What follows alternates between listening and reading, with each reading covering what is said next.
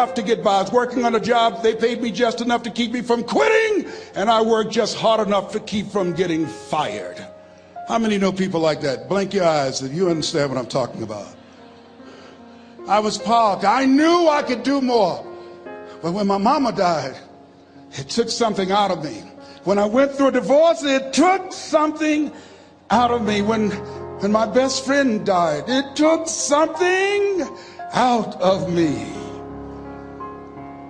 I parked. And somebody said that life is like an onion. You have to peel it one layer at a time. And sometimes you cry. Life's going to happen to you when you have a dream. You're going to get slapped around. And don't take it personal. Don't ask, why did this have to happen to me? Why not you? Who would you suggest? You want to give us some names, some email addresses? And don't tell everybody. 80% don't care and 20% glad it's you. It's called life. Suck it up and move on. Get over it.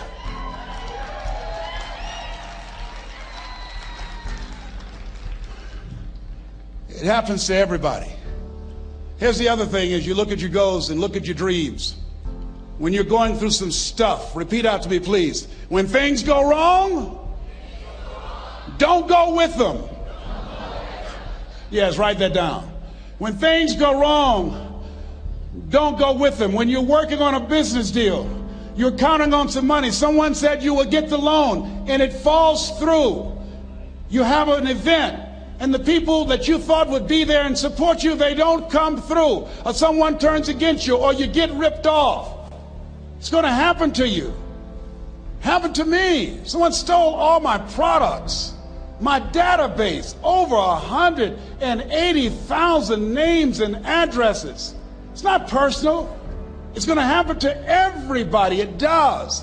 8 out of 10 millionaires have been financially bankrupt. Walt Disney had he filed bankruptcy 7 times and had 2 nervous breakdowns. It's called life. But I got a saying: when life knocks you down, try and land on your back, because if you can look up, you can get up. You've got the power in you to do that. You've got something special. You've got comeback power. Here's the other thing. Let us say together, it's possible. It's necessary. It's me. Yes, write that down. It's me. Take ownership for your life. Nobody can live your dream for you but you. Nobody's going to take care of your business like you. Stop coming up with excuses. Don't give yourself permission to continue to live a small life. You can't fit a big dream into a small life. Give yourself permission to go for it, to test yourself, to challenge yourself, to live full. I like the saying, always strive to get on top in life, because it's the bottom that's overcrowded. The reason you're here is because there's something in you that says, I can do more. This just can't be it. There's something in you. There's a calling on your life. There's something in your heart that caused you to get dressed and spend the money to go to seminar after seminar and listen to message after message and speaker after speaker. Because there's something in you that tells you this is not it for you. You have not peaked here. There's more in you that you are expressing. Eye has not seen, ear has not heard, nor has entered the heart of mankind what's in store for you if you challenge yourself, if you persist and persevere, if you take ownership for your life. George Bernard Shaw said the people that make it in this life, they look around for the circumstances that they want, and if they can't find them, they create them. Create what you want. You have the power in you to do more than you can ever begin to imagine, to control your destiny, to make a difference in our children, to make a difference on the planet, to make an impact. Let us say together, it's me. And let us say together, it's hard. Say it like you know it. Say, it's hard. Ladies and gentlemen, it's hard. There are people who have seen their retirements taken away from them by the corporations that they work for. They were within 2 or 3 years of retiring, and they had it taken from them. The number one entrepreneurs in this country now are senior citizens. The number one employer, number two, McDonald's and Walmart. And there's nothing wrong with those jobs. I guarantee you those people did not have a plan to end up living their lives at the end of life with those types of jobs. And they didn't have a plan like you have, and while you're investing in yourself, not to. And it's hard. There are people making choices between purchasing prescription drugs or paying for gas or a mortgage note. It's hard when you're working on a job for 20 years, 30 years, give them some good years, and then they come in and tell you, we've downsized. In other words, you're fired. And then you have to start all over again. How many of you know it's hard? Raise your hands, please. It's hard. And it's not fair. One of the things I like about T. Harv is he talks about work and investing in yourself. It's not fair when people are going up against that kind of stuff to tell them just think positive and be enthusiastic and everything will work out all right. Ain't that kind of party. It's hard. Life will put some knots on your head. I bought my first home for my mother. I was rushing, didn't know what I was doing, and I bought a home that had a lien against it. And they called me, Mr. Brown, yes, there's a lien against your property. We need $55,000 if you're going to stay there. Wait a minute, sir. I just bought this home. The guy told me there were no liens against it. I'm not the one that owe you the money. You should have checked that out, Mr. Brown. Come on. I called my attorney. We followed up. Yes, Les, there's a lien against the property. But he told me there were no liens. He lied, obviously. Oh, my God. He told me he wanted to help me because he admired the fact that I was buying this home for my mother and that he was adopted, and he identified with me. Les, he suckered you. He played you, man. So what? Well, would they take payment arrangements? What about $5,000 a month? They want all the money, Les. They want all the money, or you're going to have to get out. The house is going up for sheriff's sale. Do you have it? No, I don't have it. Can they give me some time? Tell them to give me 3 months, please. Give me 3 months. My mother's in her 70s, man. She has a bad heart. Don't do this to me. This is my dream. Don't do this, man. Please, let me talk to them. Les, I'm talking to their attorney. They don't want to talk to you. I've got to talk to their attorneys. Do you have the money? No. Will they give me 3 months? No. What about 2 months? No, Les. They want the money in 7 days. Oh, my God. Let me call you back. I'm not sure. And I walked the floors thinking, God, how could this happen to me? I got to figure this out, huh? I got to figure this out. It seemed like the days were just ticking off. Thursday, I had to call them and let them know. They called me, Les, do you have the money? No, I don't. Friday, you have to leave. The sheriff will be there. You're going to have to leave, Les. They're going to take my house. What about my down payment? You lost it, Les. You lost it. Okay. I got to go. Yes. I prayed, Lord, please, if you show me that you're real, if you're really real, you think Paul worked for you, you haven't seen anything. Don't let me lose this house and watch what I'll do for you. I was trying to cut a deal. Have you ever tried to cut a deal? It's amazing how spiritual you get when you get in trouble. You know what I mean? When I was diagnosed with prostate cancer, I was going to bed with the Bible and the Holy Quran and Science of Mind and Joel Goldsmith, everything I could find. I was praying to Jesus, Yahweh, Melchizedek, everybody. I was calling on everybody. It's amazing. And here I was walking the floor at 3 o'clock in the morning, and I had to go and wake my mother up. I got on my knees and I said, Mama, I said, I need you to wake up. She said, what's wrong, Leslie? I can hear you walking back and forth. I'm not asleep, son. I said, there's something I need to tell you. She said, your eyes are red. Why are your eyes red? Because I feel so stupid now. Why? We got to move tomorrow. Why, Leslie? There's a lien against the property, and They want $55,000 and I don't have it. And we're going to be set out tomorrow. We have to go back to Liberty City.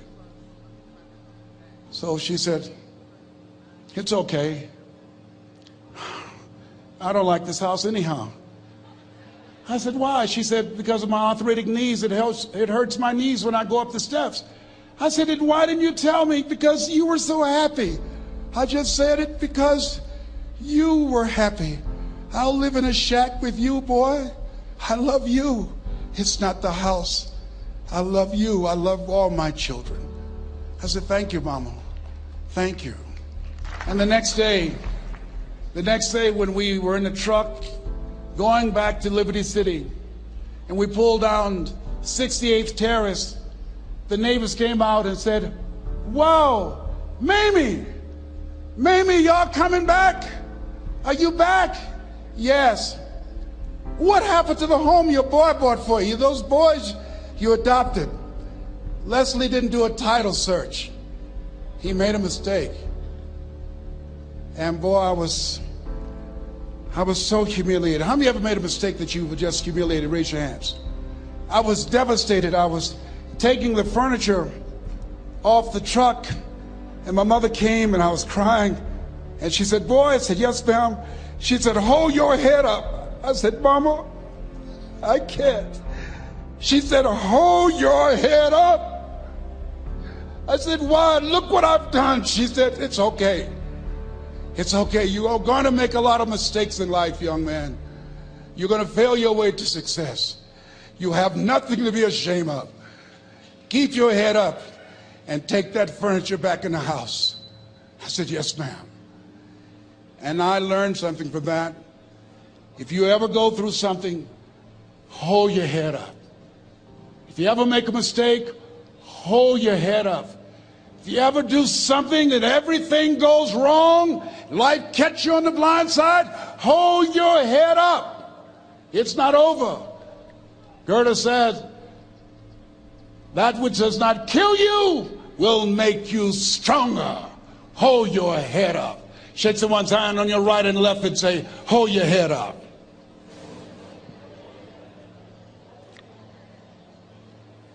Here's something else, ladies and gentlemen. Repeat after me, please. You got to be hungry. Everybody together, you got to be hungry. I'll never forget Mr. Washington said, Mr. Brown, yes, sir. What do you want to do with your life, young man? I said, sir, I want to be a disc jockey. He said, Mr. Brown? I said, yes, sir. He said, you got to be hungry. I said, what do you mean by that? He said, people that are hungry are willing to do the things today others won't do in order to have the things tomorrow others won't have. People that are hungry are willing to invest in themselves. People that are hungry will go to seminars and workshops. People that are hungry are always searching, always seeking higher ground. So how do you want to make it? I said, I want to be a disc jockey. He says, good. Here's what to do. He said, I want you to read 10 to 15 pages of something positive every day. He said, you don't get in life what you want, you get in life what you are. You must program yourself to success. He said, I want you to listen to Earl Nightingale and Zig Ziglar. Listen, faith comes by hearing and hearing and hearing. He said, I want you to change your relationships.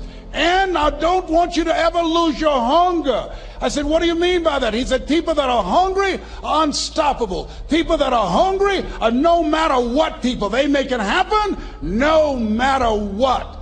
He said, I want you to listen to Paul Harvey. Who is he? He's the world's greatest communicator. Success leaves clues, young man. Always listen and follow people who are doing what it is you want to do at the level you want to do it, and learn from them. I told T. Hobb when we were standing by the stage, I said, hey man, I want to work more with you. I want you to coach me. I want to learn from you. See, I found you're never too old to learn and you're never too young to teach. Always have a thirst for learning. So I listened to Paul Harvey every day on the radio.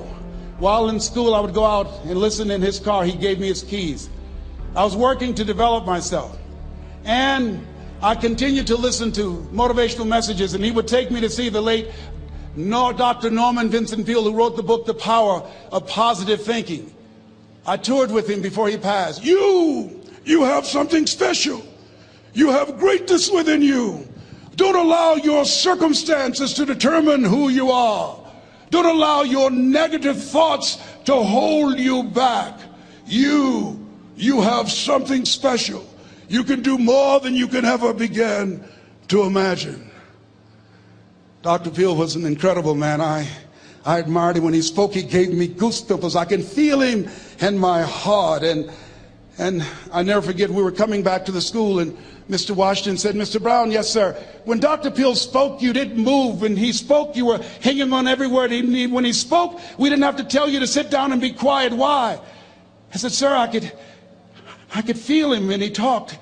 I felt like he was talking to me, sir. He said, he was. I said, but he doesn't know me, but he was speaking to you. Did you feel him in your heart? I said, yes, sir. He said, most people feel him in their head. If you felt him in your heart, he said, listen to him, son. Follow him, learn from him. And I would go to seminars and workshops. Anywhere I would find where Dr. Peale was, I would be in the audience. I would drive 200 and 300 miles just to hear him speak. And my dream and vision was to share the stage with him. I thought about it. What is your goal? What is your vision? I want you to hold it in mind. There's some power in that, because when I became involved in speaking, I never forget, I got a call from Og Mandino, who wrote the book, The Greatest Salesman in the World. He said, Les, I'm stuck in Philadelphia. I need to be in Kankakee. Dr. Norman Vincent Peale is appearing. I can't make it. I heard you're in Chicago. I said, yes, I am. Can you go and open for me? I said, yes, man. Oh, my God. Dr. Peale, I said, yes, I'd love to do it. And I went there and I came. I said, hi, I'm Les Brown. He said, you're not the band of renown? I said, no, I'm Mrs. Mamie Brown's baby boy. I'm here to speak. He said, come backstage. And his wife, Martha, was there. And she said, Papa, Les Brown is here, the speaker. And he said, Les Brown, shoot for the moon. Because even if you miss your land among the stars. I said, sir, that's my quote. I wrote you when I was in the 11th grade. I was a part of a special education class project. That's my quote. He said, I know. I end all my speeches with that quote. And Dr. Peale had a great sense of humor. A young man was backstage, and I had so many questions to ask him, and my mind froze up, and the young guy said, Dr. Peale, how old are you? And he was up in age. He said, Sonny, I'm 92. The young man looked at him and said, I don't know if I want to live to get 92. He said, that's because you've never been 91. So I did the things that Mr. Washington suggested. I listened to motivational tapes on a regular basis. I would go to seminars and workshops whenever Zig Ziglar and Dr. Dennis Waitley and Jim Rohn would come to town. And I said, sir, what do you want me to do now? He said, Mr. Brown, I've given you everything that I can give you. He said, develop your mind, put your money where your mouth is, continue to learn how to be an effective communicator, because once you open your mouth, you tell the world who you are. And always surround yourself with OQP, only quality people. So I went to apply for a job on Miami Beach. WMBM radio station. Milton Butterball Smith was the program director. Hello, Mr. Butterball. How are you, sir? My name is Les Brown, sir. I'd like to be a disc jockey. He said, young man, you have any journalism in your background? I said, oh, no, sir, I don't. You have any experience in broadcasting? I said, no, sir, but I practice all the time, sir. Let me audition for you, sir. Let me show you how good I am. All I need is a shot, sir. He says, no, we don't have any job for you. How many ever been rejected? Raise your hands, please. I was devastated. I went back and I told Mr. Washington, I said, Mr. Washington, they said no. He said, don't take it personally. Most people are so negative, they have to say no 7 times before they say yes. He said, you got to be hungry. Know your vitamin. Go back again. I said, yes, sir. Hello, Mr. Butterball. How are you, sir? My name is Les Brown, sir. I like to be a disc jockey. Young man, weren't you here yesterday? Yes, sir, I was. Didn't I tell you no yesterday? Yes, sir, you did. Then why are you back today? Well, sir, I didn't know whether or not somebody was laid off or somebody was fired, sir. Nobody was laid off or fired. Now, get on out of here. I came back the next day. Hello, Mr. Butterball. How are you, sir? My name is Les Brown, sir. I like to be a disc jockey. I know what your name is. Weren't you here the last 2 days? Yes, sir, I was. Didn't I tell you no the last 2 days? Yes, sir, you did. Why are you back? Oh, sir, I didn't know whether or not someone got sick or someone died, sir. No one got sick or died. No one was laid off a fire. Now don't you come back here again. I came back the next day talking loud, looking happy like I was seeing him for the first time. I said, hello, Mr. Butterball, how are you? He looked at me with rage. He says, go get me some coffee. I said, yes, sir. My favorite book says, the greatest among you will be your servant. How many of you are serious about your goals and dreams? Raise your hands. Very good. Write this down. Provide more service than you get paid for. Provide more service than you get paid for. I go to a lot of seminars and workshops. And one of the things I know about T. Harv Eker, when I was sitting in the class with Robert Ruppel and all of the other presenters, they hold themselves to high standards and they provide more information than anybody else in the industry, bar none. They hold nothing back because their commitment is for your success.